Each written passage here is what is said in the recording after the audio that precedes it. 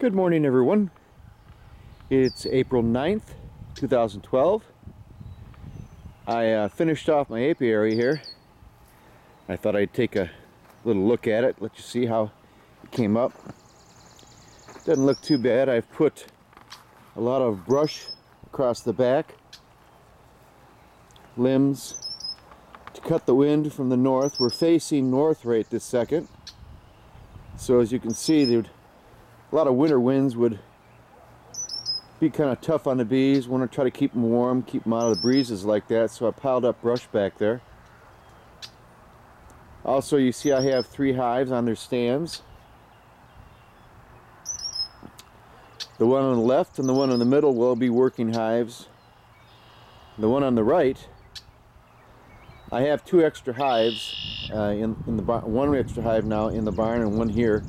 This one will be coming down on the right, and I will be putting the hive from my class up at Tollgate this fall. But there will be three hives sitting here, unless I have to split in case a swarm happens or something like that. Hopefully I'll be prepared for something like that. Also, I have an electric fence around the hive now, solar powered. You can see it here, and it connects to these wires down here. The yellow things you see are the insulators.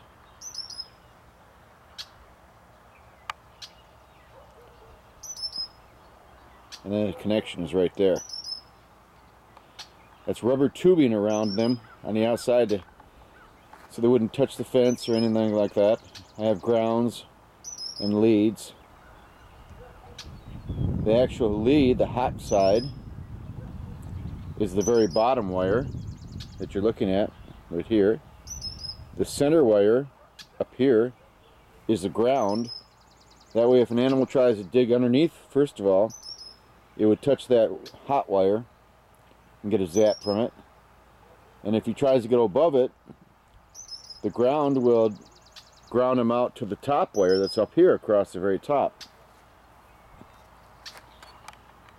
And it's insulated all the way around, all the poles. Under the covers, the brood box will be where the painted portion is with the red apples.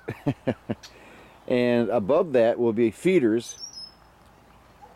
I'll have half-gallon jar feeders. There'll be 2 gallons of sugar water in each hive to keep the bees fed before we start getting nectar flows and the pollen and all that gets going. The bees have to have something to eat, so I'm prepared for that. The jars will be in there upside down, and the bees can come up from the bottom brood box up into the top box, or just up into the surface of the area, and then the feeder will be sitting up there for them to get their food from. The reason it's closed off like that is so that it won't be robbed by other bees. We don't want that. We want them to get their own food. Be happy with that. Also, you're probably wondering what this unit is. These 2 barrels, I just decided to make a watering device for them so they'd always have water back here. You like my paint job? That's like camouflage or whatever you want to call it. I've got a barrel here that'll be full of water. The hose feeds over to this barrel. I cut the barrel in half, and inside the barrel near the back is actually the float for a toilet tank and back. As the water drops down, I have kind of a mark here in the side of the barrel. You might be able to see the mark. See that little black mark? That's where the water level is normally. When the water drops down to about 1 inch below that, the float will drop. Let the water feed in by gravity back into the barrel. I put a screen over the face to keep leaves and stuff from getting back there in the working part of it. and keep the insects, bees and stuff from trying to get back in there and build a hive, hang even yellow jackets, you know, build a hive or something inside there. I don't need them back in there. So I used the bottom white part of the ring here as a seal to hold it down. That actually came off of this when I cut it. I cut it off and just that thing popped right off, so I just used that to stamp it down. So it's glued up here, almost like a fiberglass type setup. You can see the rope right behind it.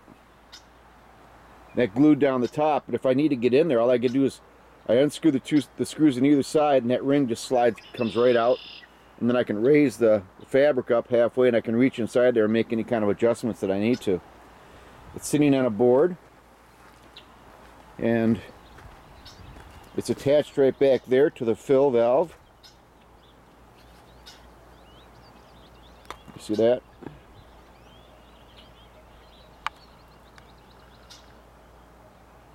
So gravity is all I'm going to use to keep this full. It'll just be a trickle until it gets up to full. The float will come up and shut off the supply, so it won't get any higher. And I'll have to, hopefully, I'll only have to come here every month or so, put extra water in that. We'll have to see how it works. I'm going to put calcium hypochlorite in there. That's like pool shock, but it's better for drinking water. It's going to be a very weak solution, but it kills all the viruses, bacterias, and the bad things that you don't want in water. Basically, it's just like trying to keep a pool clean, and the calcium hypochlorite works a lot better than sodium hypochlorite. It lasts longer. The nice thing about it is you buy a 1 pound package of calcium hypochlorite, and it will treat 10,000 gallons of water, and that's a lot of water for a 1 pound package. Basically the same as shock, but the calcium hypochlorite works better in emergencies for drinking water. Like if you had an emergency where your system was down and you had no way to get fresh water to drink, well, you could use rainwater or what else, you know, dig a well, or like we have a well here. But if you had a problem and you needed stored water, you use the calcium hypochlorite to keep it clean. It does break down in time, but it's really cheap and it works fine. And hopefully, I don't want to dose my bees with any kind of heavy chemicals. That's why I'm going to keep the chemical composition at a low minimum, just to keep the water from getting messed up. You know how pools can get green with algae and stuff like that. Well, this will keep that from happening. Anyways, there are my hives. You see these rods here? These rods are actually for when I'm inspecting the hives. What you do is when you're inside the hive and you're taking the frames out to look at them, you pull this out here, and then you can hang a frame right on the side. They just set right on top of that. They hang down below it. Little arms. That way you can get your frames out of the way. That space, just the right distance for the frames going across here. And actually going across there, left and right. And they're out of the way, they're hanging properly. The bees aren't laying on the ground or something like that. You know, I'm on the ground getting all dirty. So, anyways, this is my setup. Should work, I hope so. I leveled everything out. Kind of tilted them forward a little bit so the rainwater, when it does hit the face of the hives, it won't get caught there and go backwards. It'll run out down the front. Here's my setup. Here's where they're going to live. This is all going to be lupine right here, this arch.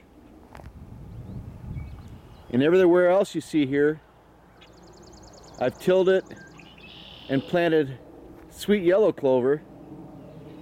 And it's starting to come up slowly. Just little tiny baby plants coming up right now. It's early yet, but I'm anxious to get them going. Should be seeing my packages of bees in probably 2 weeks, maybe less. We'll see what happens. Anyways, there's my beehive site. You see the sun's nice and sunny on them. Sun rises over there and it sets over there. So there's lots of sunshine hitting them all day long. They'll like that, keep them nice and warm. And hopefully these limbs, like I said, back there, will protect them from any cold winter breezes coming out of the cold winter winds coming out of the north this winter time. I know it does work because I was in here the other day and there was a lot of wind coming out of the north, and it really calms it down here where the bees would be. So that should work just fine, I hope. You know, let's hope so anyways. Okay, I'm gonna let you go. Everybody have a great day today. Tigers are doing really good right now. They swept Boston. It's their first games of the season. They're 3-0, doing great. Everybody have a good day. Bye-bye.